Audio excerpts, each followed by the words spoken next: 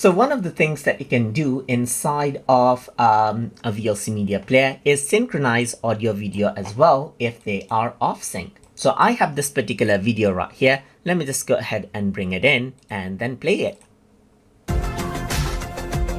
The object is selected right now. So even if I were to click, so that is what you have. So now if you want to go ahead and change around the, let's say for example, the synchronization, you can use the J and K key on your keyboard and it delays out the audio as you can see right here by 900 milliseconds. So if I were to go ahead and press the play button now and drag around over here, you can see that I simply go ahead and move this particular object.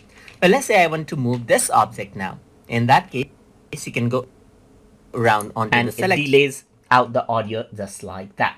So that is what you have, and apart from that, what you can also do is go around onto tools right here, and track synchronization is an option, and you can go ahead and choose the synchronization right here just like this as well.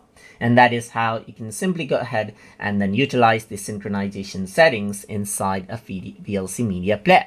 So I hope you guys learned something as always. And as always, please like, comment, share, and subscribe.